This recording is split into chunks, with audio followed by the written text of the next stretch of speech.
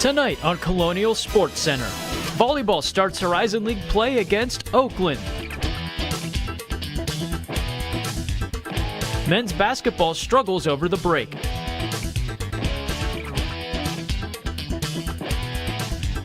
And Reagan Kirk shines in net.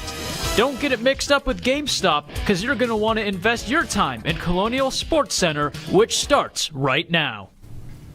Hello everyone and welcome back to yet another semester of Colonial Sports Center. As always, it's Tyler Gallo alongside Jack O'Brien. And Jack, we have a plethora of sports, live sports today. That we do. It feels good to be back in the studio. Tyler, feels good to be back, have some live action, because last time when we were here, we didn't have a lot of live action. We had to go pull stuff from the past, play the nostalgia card, but now we're back, we're in the studio, and we've got a whole lot of things happening, living in the present as we are. And we've got some volleyball. We're going to be talking about the starts of men and women's basketball, men and women's hockey. A loaded show. That's right. We got some schedules, we got some action, but we're going to get right into the action now with volleyball, who was in action earlier this week against the Oakland Golden Grizzlies for their first Horizon League action. And it started off really well, not promising without Emma Granger and Maria Alfano, two of their best players. But they won the first set in Horizon League play, but unfortunately they lost the second one. And then they would move it to 5 sets. As you can see here, Patty Cesarini with one of her leading 17 kills during the match. She was shining all weekend long. As you see here,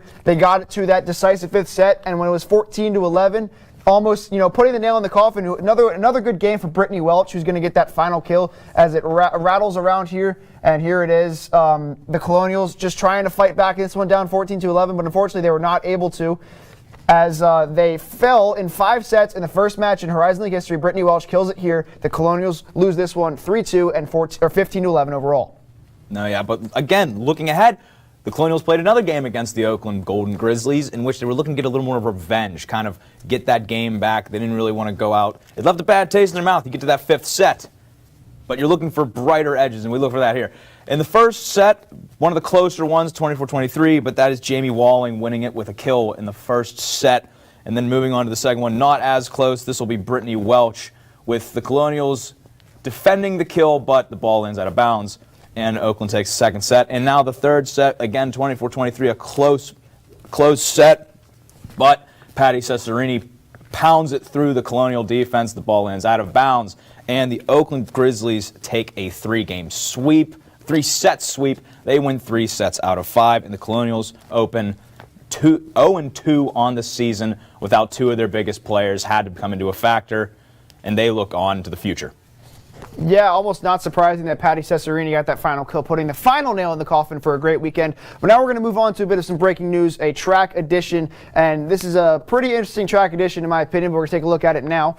This is Maddie Raymond, who has had her siblings come here in the past. Marissa and Cassie both played soccer at RMU, and she actually played soccer. She's blind in her left eye, which is a tremendous accomplishment to even play soccer, being blind in her left eye. And she ran track. She won a WPIAL title in the 100 meters, running that in 12 seconds. I can't even run it in like maybe a minute. So that is incredible. And then 200 meters in 25.41 seconds. That is a very interesting addition for this track team. Moving from an abrasive surface to a slightly less abrasive surface, men's soccer had a couple of add-ons in the off-season, in addition to the new coaching staff, trying to bring back the greatness of the program, trying to get that winning culture back. And we're going to take a look at those 2 additions right now. Brian Akongo is a midfielder from Farnborough FC in England, which is a Tier 3 soccer team, comparable to a junior or G League in your respective sports here in the U.S. 36 appearances and 2 goals for Akongo, so he brings a scoring prowess to the Colonials. And Nino Civitate is a forward transferring from West Virginia University. He was a WPIAL champion with Cannon McMillan. So 2 very talented players joining this roster, again, trying to bring some of their past experience and past abilities. Hopefully they can improve on that, and the program can improve as a whole looking forward. And with every new addition comes a new season as well. We're going to take a look at the men's soccer schedule as they get into their first Horizon League action.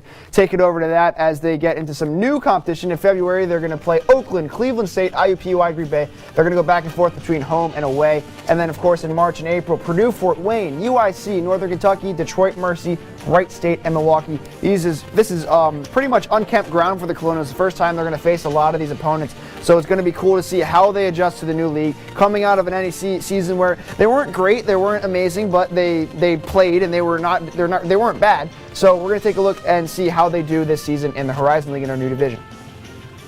The men's team won't be the only ones kicking it this spring. The women's team is also getting started with their season shortly to be underway. We'll take a look at the upcoming schedule for them as well. In February, they've got Milwaukee, Northern Kentucky, IUPIU, and UIC, starting with 2 home games, ending with 2 aways.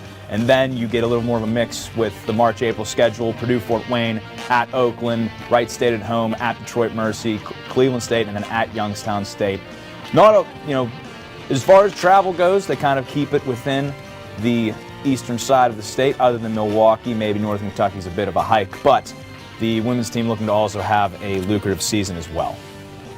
We just talked about soccer. We're going to move to another underappreciated sport on campus, and that is lacrosse. Men's lacrosse also just recently announced their schedule, and as this team tries to, reclaim the season they weren't able to have last year, they're going to play independent this season. So let's take a look at who they're going to play. They have a scrimmage against Seton Hill on February 1st, and then they're at Duke, at High Point, at Bucknell, Bellarmine, Notre Dame, Air Force of Virginia in February and March. By the way, they're going to play 5 ranked opponents this season, so this is going to be a tough schedule. And then Jacksonville on April 3rd, that's going to be played at Manchester Meadows Stadium and in South Carolina. And then Cleveland State, Cornell, Richmond, Utah. These are all teams that are going to be very important for the Colonials to beat this season as they adjust to their new conference whenever they do decide to choose one. The women's lacrosse team will also be venturing into new territory as they start their Horizon League schedule. The women's program, the MAC, not the Horizon League. The Colonials are looking to kind of jump into a new conference, be able to carve out their own piece and kind of establish themselves. So we're looking at the schedule here: 2 home games in February, followed by an away: Liberty, Fresno State, and at Bucknell. March is Kent State, at Butler, at Cincinnati, Akron, Detroit Mercy, Central Michigan. And then the tail end of the season in April and May will be Youngstown State, Kent State, Akron, Central Michigan, Youngstown State, and Detroit Mercy. Again, you see how the end of the season kind of closes up in the Ohio River Valley and a little bit more into Michigan. But nonetheless, a bolstered schedule for the women's program. Now, another team that's playing in the Horizon League this spring is going to be softball, and they also announced their schedule. Surprise, surprise. We've got a ton of schedules to talk about, and this one is no question to that. We're going to take a look here. In March, they're going to play Detroit Mercy. Now, they're going to have 4 game sets each weekend with these teams. Detroit Mercy at Green Bay, Cleveland State, and Oakland. Now, sometimes they'll have just a single-day doubleheader, but a couple times they'll also play the 4 games. And then in April and May, it'll be Purdue, Fort Wayne, at Northern Kentucky, UIC, at IUPUI, Youngstown State, Northern Kentucky, and at Cleveland State. Once again, common teams you'll see in the Horizon League, as we've seen with soccer as well. These are going to be interesting teams. A lot of these teams that RMU softball has played off in the near future, especially Youngstown State and Cleveland State, who they are no strangers to, both seeing over 20 times in their program history. A team that hasn't had a chance to play basketball since being denied an NCAA tournament bid by a deadly virus. How is RMU men's basketball doing this season? We'll tell you when we get back.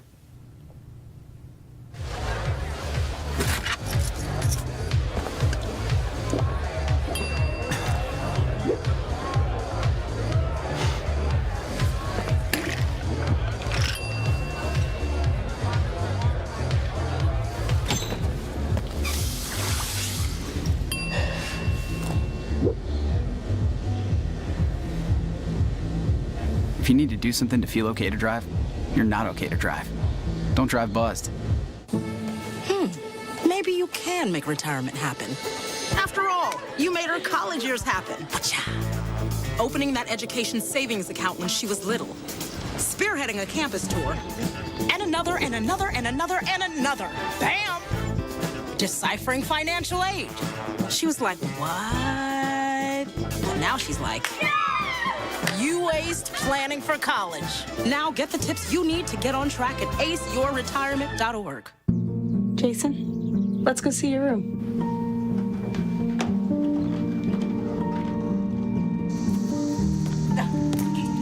That's not right.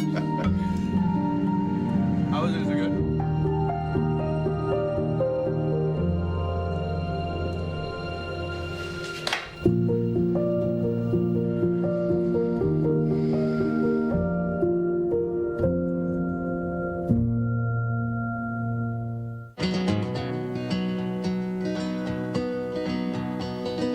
Things could be stranger, but I don't know how. I'm going through changes now. Could spend a lifetime trying to figure it out. I'm going through changes, through all of the strangeness. I'm going through changes now. Welcome back to Colonial Sports Center. Now we're going to take a look at a team that's actually been in action since the break happened, and they've had a lot of games shut down and a lot of games canceled, but men's basketball has been in action. And Jack, they've had a pretty, shaky start to the season, especially in conference play. It has been a rocky road for the Colonials thus far. As of now, the team is 3-7, coming off 4 straight losses and 2-5 in conference play. But you mentioned it earlier, the 8 cancellations that this team has had to put up with and kind of deal with. You have to think this has an effect on the team, has an effect on the players, kind of the flow and the consistency of a season. You want to kind of start your season strong and get going. The Colonials really haven't had that chance because whenever it seems that they gain momentum, they end up having another cancellation and another roadblock in this extraordinary season. Oh, absolutely. And you can see it in the games they play. They just don't have the conditioning to last all 4 quarters, and it's been tough, especially stopping and starting.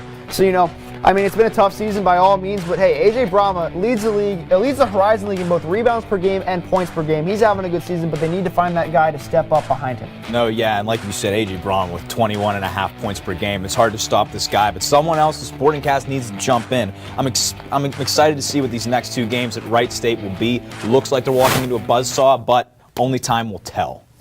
Yeah, now we'll take a look here at the standings. RMU is on the outside looking in here. Obviously, every team will make the playoffs in the Horizon League, but they're going to have to face off. If the playoffs ended today, they're going to have to face off against a team that took them pretty much to the wire in both games and beat them in both overtime and won, Northern Kentucky, and that's going to be tough for them if they take on them in the playoffs. No, it is, and it's been, like we've said, you're trying to get a feel for a new conference. You're trying to really find your place, and you keep hitting these roadblocks. It's hard to kind of get a consistency, get a feel, because as far as game planning goes, you might be preparing to see one team, and then the game gets canceled, and then you have to kind of reevaluate your situation, your position, and look forward to the next game. It's hard to look onto the next one in this sense. All right, and even though they're having a rough season, they've actually got some great news this year. 2 big transfers coming in. Let's take a look at the 2 guys that are going to come in that have announced. One was earlier this weekend and one was in December. Brandon Stone and Justin Winston, by the way, both from the Atlantic 10, LaSalle and St. Bonaventure, respectively. And the one I'm going to key in on, as Brandon Stone is 6'11", he's going to be the first true center they've had in a long time. And Justin Winston, by the way, averaged 8.3 points per game with the Bonnies, a very talented team in the A10 conference. Now, he's a guy that is comparable to AJ Brahma, not in build, but in skill, and I think he can translate perfectly into this RMU offense. No, yeah, it's definitely great to see new guys coming in, and they're going to be contributing to some top plays this year. But we have some top plays that the Colonials have already given us in their set 11 games. I know math. And we'll take you to those right now. The first one here is going to be inbound to Khalil Spear with a nice layup, a little bit of a move around the defender. That ended up winning the game. Right now we have Dante Tracy, an alley-oop to AJ Brahma, throwing it down, getting the game going early against Point Park. And here again you have AJ Brahma picking up the loose change and throwing it down against Northern Kentucky. And this is going to be followed again by another Brahma dunk on the fast break to give them the lead against Northern Kentucky. And those are your top plays of the men's basketball season thus far. Yeah, when we come back, we're going to take a look at the women's side, who's had a pretty rocky start to their season as well. We'll find out how they did when we come back. Chance high five. All right. When you adopt a shelter pet, you discover all the things that make them unique. And your mother and...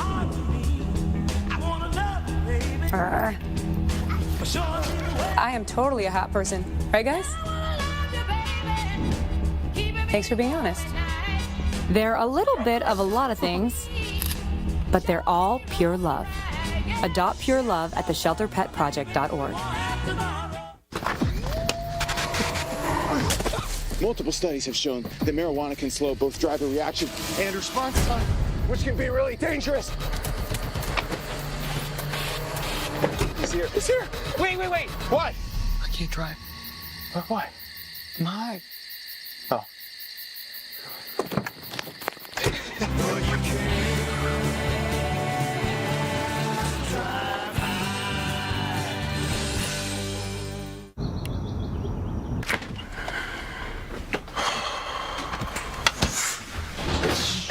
Stand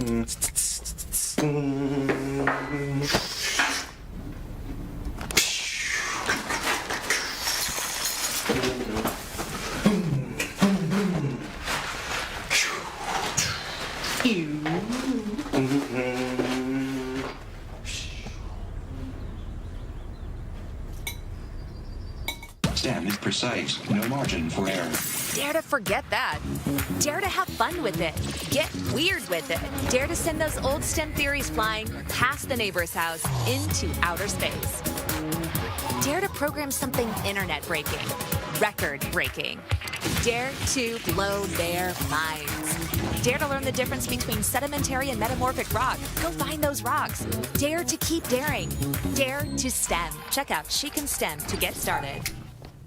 Welcome back to Colonial Sports Center, and we bring back to you the RMU women's basketball program, who has also started their season over the break. And not really much of a difference between the men's and women's team here, Tyler. It's been a rough start for both programs. Right, and women's basketball had all their non-conference games canceled, so they've only been playing in-conference games, and they lost 8 straight. Granted, they've had a tough go of things playing with teams in the first half of the season, but they fairly handled Wright State last weekend, taking both games for their first 2 Horizon League victories. Sol Castro shining these ones, scoring 43 points combined in both games. She looks to be good for the future, and she won Horizon League Freshman of the Week. So, I mean, star-studded resume for that week. But now, this season's just been rough by all means, especially losing 8 in a row. No, yeah, and no one wants to open the season 0-8. But they're coming off 2 wins. Could be a confidence builder against Sol Castro, being kind of the heart of this offense. Such a dynamic player down low, especially with the departures of this team in that department of the game, which we'll get to later in this segment.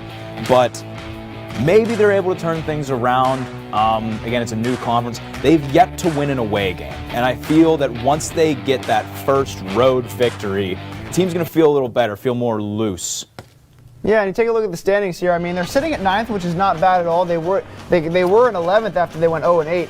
But, you know, as you can see here, they played against Northern Kentucky twice, which is, by the way, the second team in the conference. They played against Wright State and IUPUI. Teams that are in the upper echelon of the conference, they haven't had a chance to play any of the teams that are around them. So you can't really fault them for having a tough go of things, especially having their series against Cleveland State wiped out as well. So as this team goes forward, you can only assume that the confidence is going to build. No, yeah, and again, when they start to play those middle-of-the-pack teams, you're only going to see where they can go up or down. But as I mentioned earlier, the Colonials did have a couple of key departures on this squad that have kind of had openings that people have yet to fill. And those 2 departures are Irek-Patan Ozzy-Mamadou, who left for Eastern Michigan. She played 70 games with the Colonials, shot 55.5% from the field, averaged around 6 rebounds, 27 blocks, and averaged around 6 points per game. Isabel Paz is another huge loss for this team, one of the top scorers on this team. She leaves for St. Francis Brooklyn, 62 games played, 34% from the field, 28% on 3-pointers, which is a big loss for the Colonials, which is where you need people like Megan Callahan and Augustin to step up. 130 steals and 7.5 points. But just because the Colonials don't have those players doesn't mean they're not going to give us some highlights, Tyler. Absolutely. We'll take a look at some of their best plays thus far in the young season, and we'll take a look at that now. I mean, here's one from on the outside. Megan Callahan steps back, drops the 3, and what an absolute beautiful shot that was, and puts them up by 5 in this game with 45-40 over Wright State. It was a good opponent. And then here's Nina Augustin carrying the ball. She's going to drive in. She's going to turn around, spin, stop, loft it up, and put it in there for a basket. And that's going to give them the lead against Wright State, who they handled fairly all weekend. No, a late lead is a great lead. And another, this is just Sol Castro going to work in the paint. A great, again, the skill on this Colonial team is nothing to sneeze at, you would say. Well, when we come back, we've got a lot of women's hockey to talk about. We will see you after the break.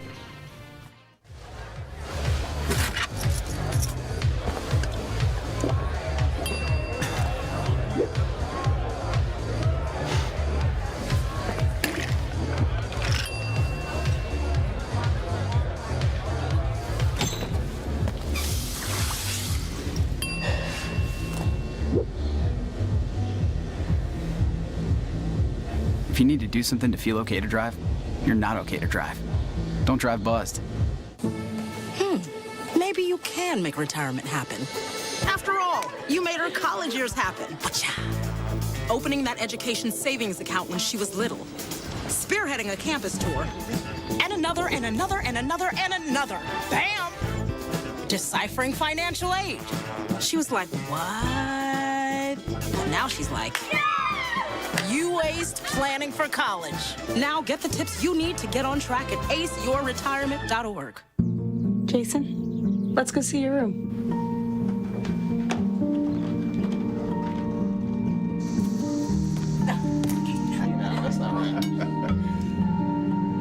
How was it? Is it good?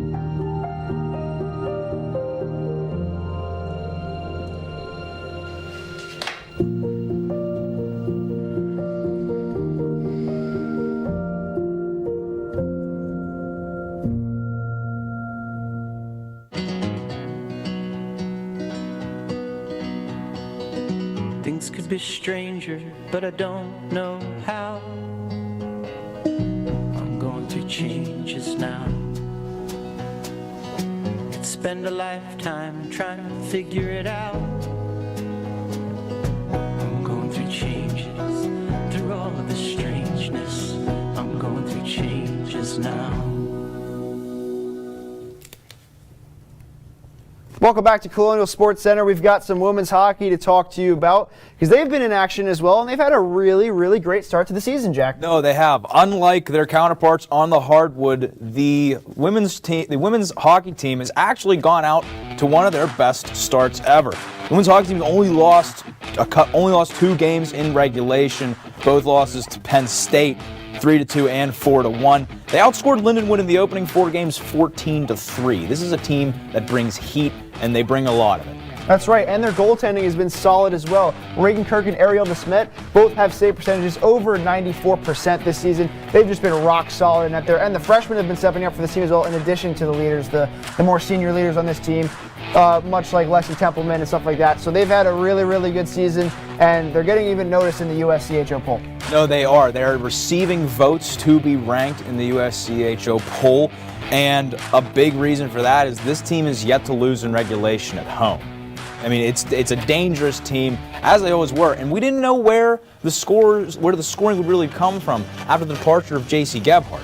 Absolutely. Now you see them, they're second in CHA, only under Penn State, who has those 2 wins over them. But who's to say this doesn't turn into the dog fights of prior years between Robert Morris and Mercyhurst? Absolutely, and it can. I mean, there's really nobody else that's challenging them for the top of the conference. These 2 teams are going to jockey for position for the remainder of the season.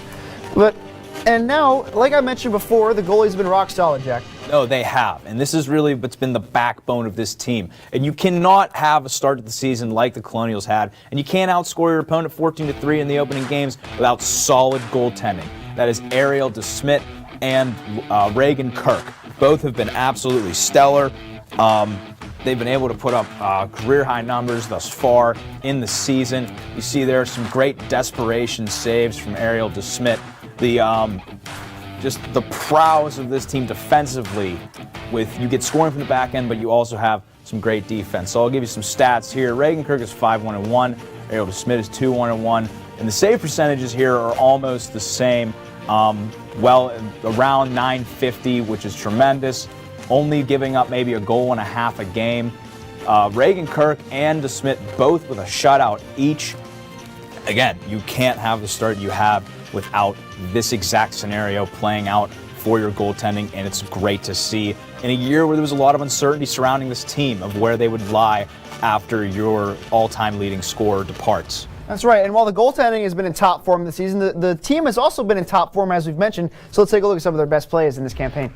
Let's take a look here. Joelle Fiala is going to somehow get this to evade the goaltender of Mercyhurst and win it in overtime. Look at this. It hops over the blocker. The outstretched blocker of the goaltender goes through her arms and into the net somehow. And Joelle Fiala is going to get the OT winner. There's one. And then Emily Curlette. We already know she's got a hard shot. She rifles this one past the Lindenwood goaltender for the second goal of the Colonials game right there. What a shot that was. And then the third one is going to be an absolute robbery on that play. Somebody call the cops. Huge save here by Reagan Kirk. What a stop that was. All right, well, don't go anywhere because we've got more hockey for you here on Colonial Sports Center. The men's team also started their season, and they've been doing quite well. Over. Chance high five. All right. When you adopt a shelter pet, you discover all the things that make them unique. And your mother and...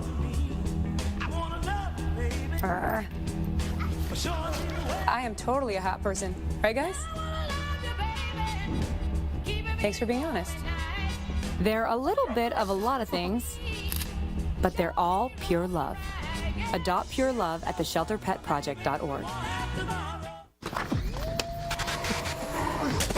Multiple studies have shown that marijuana can slow both driver reaction and response time, which can be really dangerous. He's here. He's here. Wait. What? I can't drive. Why? I'm high. Oh.